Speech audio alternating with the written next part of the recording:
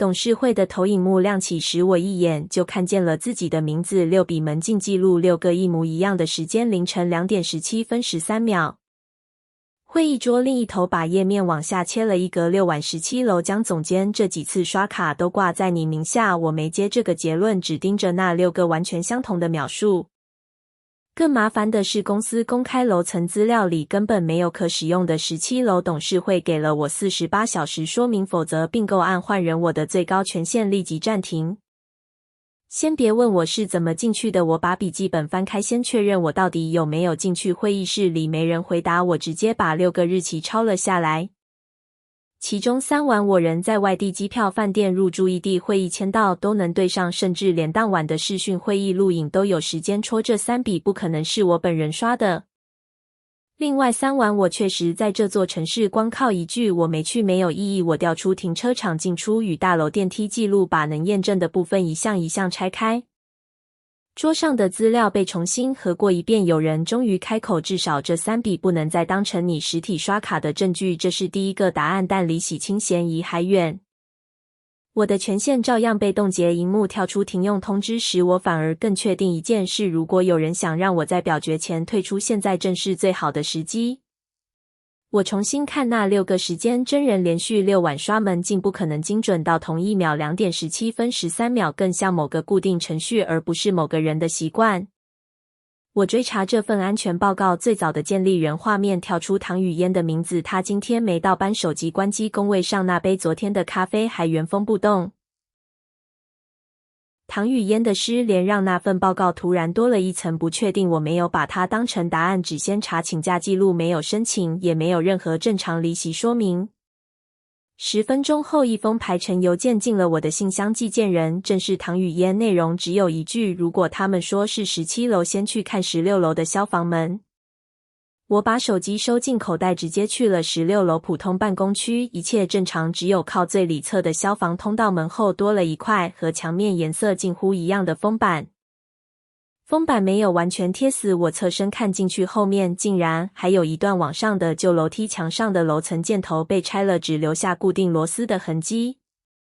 我沒有強行上去，權限已被限制，任何越界動作都可能變成新的把柄。我只核對現有樓層安全資料，確認這段舊樓梯原本通往設備層。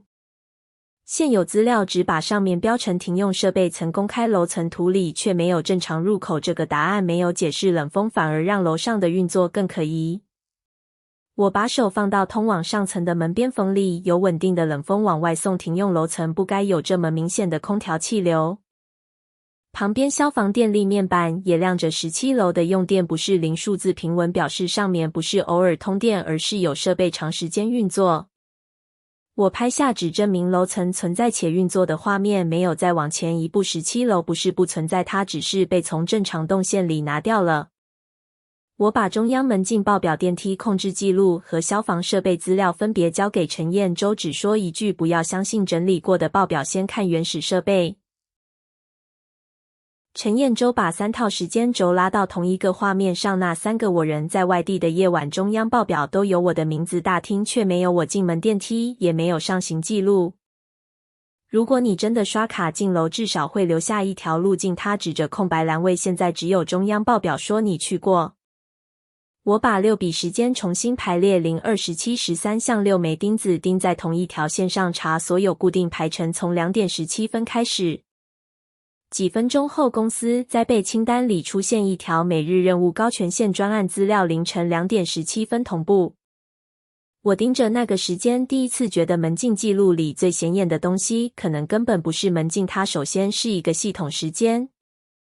陳彥洲沒有替我下結論，同步只能解釋時間，不能解釋為什麼你的名字會出現在17樓門禁。所以中央報表可能把2件事揉在了一起，我把同步時間圈起來，一件是真的，另一件是被寫上去的。這個答案讓問題反而更大，能把高權限災備排程和我的身份綁在同一份報表裡，動手的人接觸的不是普通門禁。我關掉中央報表，只留下3套原始設備記錄。接下來我要知道的不是誰看起來最可疑，而是17樓到底在同步什麼。溫庭川是在午休前攔住我的，他沒有做關上小會議室的門，就說先把併購案交出去，董事會未必會追到底。我看着他，你的意思是我只要離開案子，這6筆記錄就不重要了？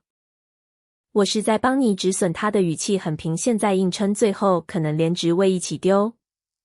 我沒有提2.17，也沒有提消防門，只隨口問第一筆異常是哪天。上週二那晚。他答得太快，甚至沒有停一下。正式報告只寫了6筆異常，具體日期還沒向高層全部公開。我記住他的回答，沒有追問，也沒有表現出任何反應。過早知道一個日期，只能說明他接觸過更多資訊，不能證明他做過什麼。這種時候猜對了也不算贏。我起身開門，謝謝你的建議，但在有人證明我進過17樓以前，我不會退出。下一步我要拿到17樓自己的原始記錄。消防用電異常給了我一個合法入口，我申請臨時設備層安全檢查名單，只有我陳彥洲和1名設施人員。17樓的門真正打開時，迎面不是廢棄空間，而是一整排仍在運作的機櫃，風扇聲很低，冷氣比樓下足足低了幾度。機櫃標籤一路排過去，其中一組清楚標着澄海數據併購案資料區。我的案子確實每天被同步到這個不存在的樓層。我沒有先碰伺服器，而是去找門旁的本地控制器。中央報表可以被整理、被改寫，本地快取才是我要的第一層原始記錄。6個晚上6次開門，每一筆卡號都不是我的現行卡，而是同一張 Master 03。陳彥洲把畫面放大，這個控制器不吃中央報表回寫，至少這6次真正送到門鎖上的都是這張主卡。我把人事門禁變更記錄拉出來，3個月前我換過一次新卡，舊卡序號從那天起就已經作廢。中央系統裡那6筆將要進入17樓，偏偏全部使用我那張早就停用的舊卡序號。這不是有人複製了我現在的卡，有人拿着一份舊資料把我的名字和舊序號寫進了中央報表。我把2組卡號並排截圖，沒有去猜 Master 03在誰手裡。現在我能證明的是，真正開門的人不是我。機房裡的鏡像資料 Master 03和舊卡模板第一次把栽贓變成一條能往下追的實體線索。但我還有一個人沒弄明白，最先碰到異常報告的唐雨嫣為什麼偏偏在這時候消失。我重新調出異常報告，建立記錄，第一個查詢確實來自唐雨嫣的賬號，這讓我不得不把它重新放回風險清單。當晚一個陌生號碼打進來，接通後唐雨嫣只說我安全，別用公司手機回我，去人多的地方見。我們在人多的公共場所碰面，他沒帶公司電腦，只把一疊手抄數字推到我面前。我查你的門禁是因為我自己的賬號也出現了不可能的存取記錄，他低聲說再查下去，我怕下一份報告就會變成我。我沒有立刻相信他，那你為什麼關機？因為我不知道公司裡誰能改這些記錄，我只先讓家人知道我安全。他停了一下，那封消防門郵件是我離開前排好的。他的說法不是證明我讓他把手抄內容一項項說清楚，再用我能查到的正式記錄交叉比對。17樓近3個月的電力和災備維護費用都在增加，而且開始的時間正好接近我更換門禁卡之後。更關鍵的是 Master 03 3個月前以災備升級名義被長期借出，核准單位是營運廠辦公室。我抬頭看唐雨嫣，這些只能證明他們管過17樓，還不能證明誰泄了密。他點頭，沒有催我下結論。那一刻我才承認，我先前把失聯直接等同於可疑，差點把一個留下線索的人推到對面，他可以被驗證，而不是被我猜。維護費主卡借用未公開日期全都往營運辦公室靠近，但我仍然沒有一條證據能說資料就是從這裡流出去的。現在指控溫庭川只會讓他有時間說我們把管理責任當犯罪，我把現有資料合上，我要一條新的可控的因果。我做了一份假的併購條件書，只改2個數字，一個價格上限，一個付款比例，這組數字不會出現在任何正式談判版本裡。陳彥洲問，如果他外流，怎麼證明不是你自己放出去的？先讓稽核委員知道我把測試目的、假數字和存放位置完整報備，要求留下事前批准記錄。批准下來後，我才把誘餌文件放進會在凌晨2點17分同步的併購資料夾，正式資料不改，只有這份受控文件帶着識別數字。陳彥洲另外架了一份不依賴中央系統的觀測記錄時間同步狀態，和17樓本地控制器都分開保存。這一步有風險，如果程序被反咬，我會被說成親手污染交易資料，但沒有新行為，所有舊關聯都只會停在可能。午夜過後，我們誰都沒有再碰那份文件，現在要做的只剩等系統自己走到2點17分。凌晨2點17分，獨立觀測畫面先跳出一行完成狀態，誘餌文件已經被17樓鏡像完整同步。我還沒開口，旁邊另一個畫面刷新了本地門禁控制器，同一時間再次出現 Master 03。兩條記錄像扣在一起，資料進了17樓，有人也在這個時間用主卡開了門，可我仍然不知道那個人是誰。陳彥洲把時間記下來，先別動，等外部回聲。9分鐘後，競爭方的談判電話打進來，對方繞了一圈，忽然試探性地報出一個價格上限。那個數字只存在我剛做的價條件書裡，我沒有回應對方，緊接着又說出第二個付款比例。我按下結束鍵，會議室裡沒有人歡呼，這不是勝利，只是證據終於跨過了最重要的一步。17樓同步 Master 03開門9分鐘後，外部說出兩個獨有數字3件，是第一次在受控條件下連成同一條線。我讓陳彥洲立刻封存觀測記錄，也把稽核委員的事前批准附上。既然對方能碰中央系統，我們就不能把唯一證據只留在中央系統裡。現在我能證明17樓是外洩通道，卻還不能證明 Master 03握在誰手上，真正的持卡人仍躲在那張主卡後面。就在這時，溫庭川要求召開臨時高層會議，他不是來解釋17樓，而是先把矛頭對準了我。溫庭川把我做的價條件書投到會議室大螢幕上，江總監承認這份文件是他製造的，現在外部已經拿到內容，誰能保證污染不是他造成的？他沒有否認17樓，也沒有碰 Master 03，他只抓住一點，我親手建立了假交易資料，這個切口足夠讓董事會先懷疑我的程序，撤掉他全部權限，先停止他接觸併購案。溫庭川說完，直接把決議草案推到桌中央。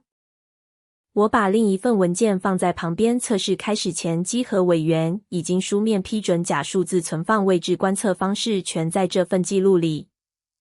稽核委員當場確認會議室裡那份撤權草案沒有消失，但江堯私自造假這個說法先站不住了。我接着把4組資料排到同一頁，我的舊卡序號、中央假報表、17樓本地 Master 03以及主卡借用記錄。中央報表寫的是我指向第二欄，但真正讓17樓門鎖打開的一直是 Master 03。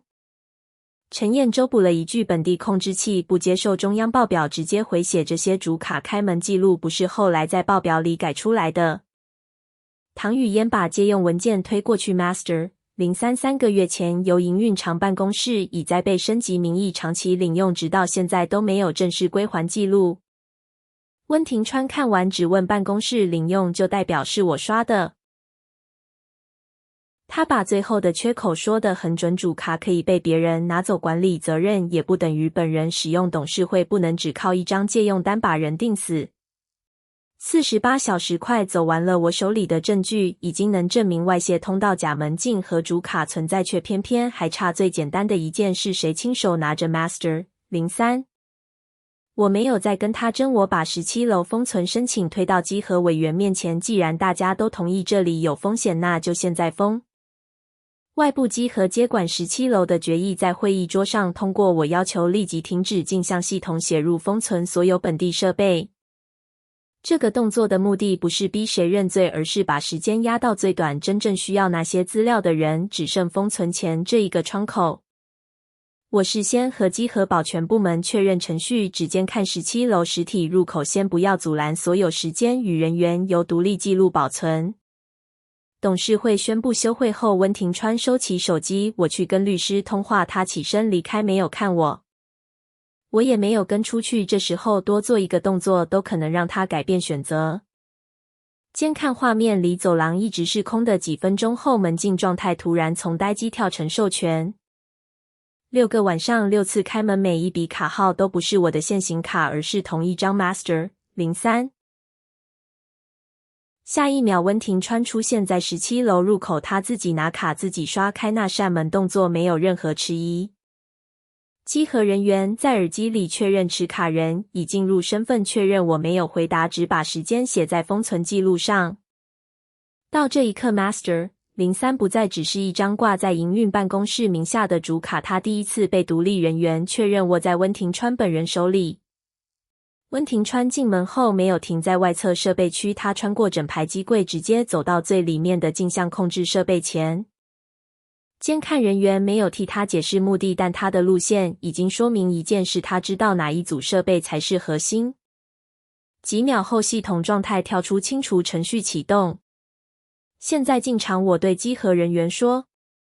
保全和外部稽核同時進入17樓，溫庭川還站在控制設備前 ，Master 03就在他手邊。他轉過身，你們沒有權利。封存決議已經生效，我沒有跟他爭辯動機，先停止操作，所有設備照原狀保存。最裡側的部分鏡像資料開始被清除，但我真正需要的那份受控測試記錄不在這裡。陳彥洲把獨立觀測設備轉向稽核人員，完整時間線還在。0217同步 Master 03開門9分鐘，外洩3段記錄一條都沒有少。溫庭川能碰到17樓，卻碰不到我們隔離保存的外部證據。稽核人員當場收走 Master 03封存鏡像機房，並把溫庭川列入停職程序。這一次不需要他承認任何事情。董事會重新確認我的門禁問題，舊卡序號證明中央記錄被嫁接本地控制器，證明真正開門的是主卡，而主卡的實際使用人剛剛已經在所有人眼前出現。最終更正記錄把原先的將要進入17樓改成中央報表，遭偽造我的實體刷卡嫌疑正式排除。我保住了清白，卻沒有保住原本的交易時間表。資料外洩已經發生，併購案不可能假裝什麼都沒出過問題。